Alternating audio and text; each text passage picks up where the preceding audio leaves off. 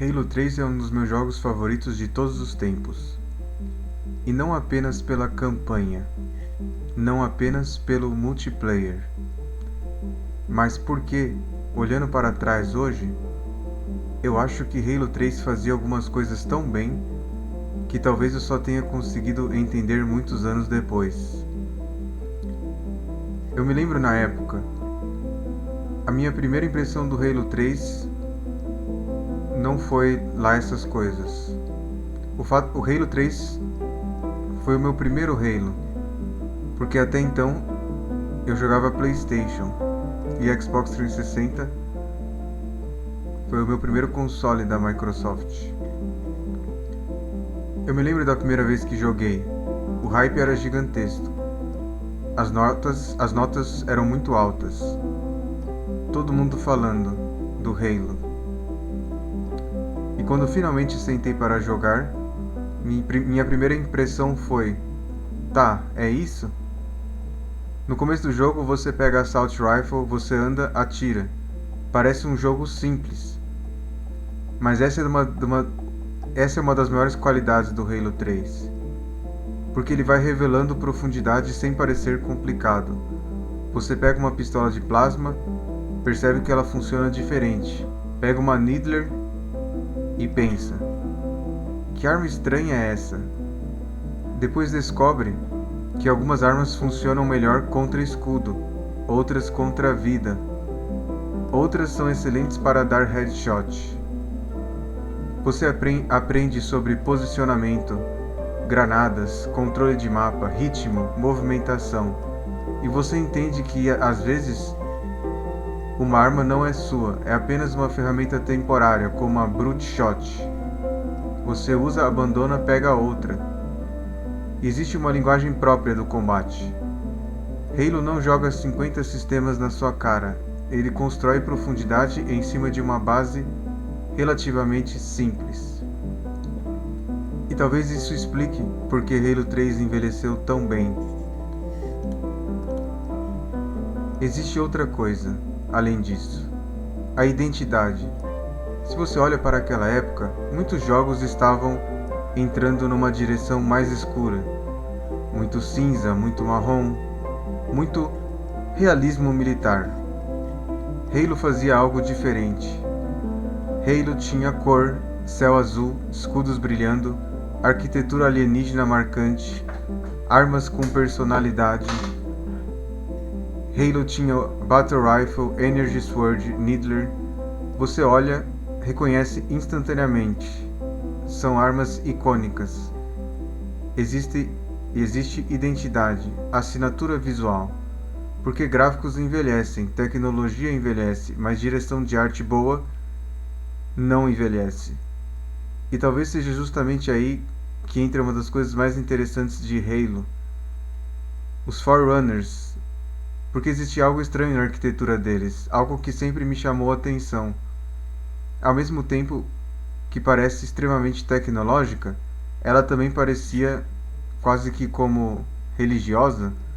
Você olha certas estruturas e elas lembram quase catedrais, monumentos, lugares construídos não apenas para funcionar, mas para comunicar algo. Olhando em retrospectiva, acho que existe uma ideia interessante aí. Você aprende muito sobre uma civilização olhando aquilo que ela constrói.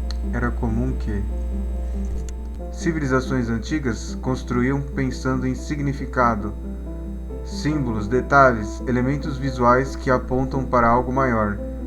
Não era apenas função, era transcendência, era propósito. Olhando para os Forerunners, parecia existir algo interessante, quase como se Halo apresentasse uma civilização muito avançada que tivesse quebrado uma dualidade moderna. E que dualidade é essa? A ideia de que a ciência e propósito ou religião de alguma forma competem. Mas é como se nos Forerunners o avanço tecnológico e propósito coexistissem. Palavras do universo Halo carregam isso, como por exemplo no Halo 3 tem um level que se chama A Arca. Então existe essa sensação de que os Forerunners construíram pensando não apenas no funcional. Isso que eu acho legal, porque, veja, essa identidade visual foge muito daquilo que é o genérico de ficção científica. Existem tantos filmes de ficção científica, jogos de ficção científica com visuais que se repetem muito. Mas no Halo eles se deram um trabalho maior em pensar em um universo mais único. Os Covenant, por exemplo, estão muito associados com propósito, simbolismo. O árbitro tenta apontar para o restante dos Covenant. Existe propósito, mas existe também cegueira nos Covenant. E existe também no jogo os Flood, o The Flood, né?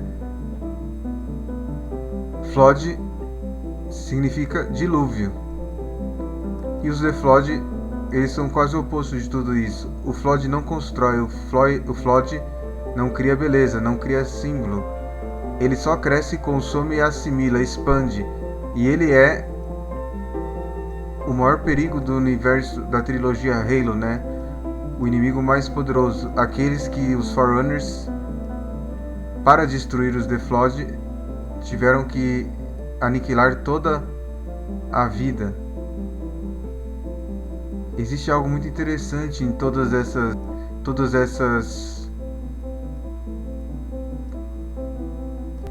esses grandes grupos. E na humanidade, no Covenant, nos Forerunners e no The Flood, em todos esses grandes grupos. Humanidade, pragmatismo. Humanidade está no game, para mim, ela representa muito o pragmatismo. O Covenant representa um propósito sem questionamento. O The Flood, sobrevivência sem significado. E os Forerunners, talvez um equilíbrio entre conhecimento e propósito, entre tecnologia e transcendência, entre avanço e significado. E talvez seja justamente por isso que Halo 3 funciona tão bem, porque Halo entende uma coisa que muitos jogos esquecem: profundidade não é quantidade, profundidade não é colocar 100 mecânicas, que 50 barras, 200 sistemas. Profundidade é construir algo simples, mas cheio de camadas, no gameplay, na direção de arte, na arquitetura, na música, no ritmo, na identidade. O multiplayer do Halo 3, pra mim, é o jogo, na verdade, de multiplayer que eu mais joguei. Pois o multiplayer de Halo 3, ele era competitivo, pois eu me lembro que muitos jogos da época estavam começando a adicionar elementos de RPG e pessoas poderiam entrar no meio da partida. Então você estava tentando ganhar a partida, mas também estava tentando adquirir levels, novas armas, o status de RPG. E ao mesmo tempo, eu me lembro que eu cheguei a jogar jogos na minha infância que eles simplesmente eram muito difíceis para mim. Por exemplo, Counter-Strike fazia muito sucesso. Eu na época não era um bom jogador de Counter-Strike. E eu me lembro que nós tínhamos também em casa Half-Life. E o Half-Life, apesar de ser muito famoso pelo single player, tinha também um multiplayer que me atraía bastante na época.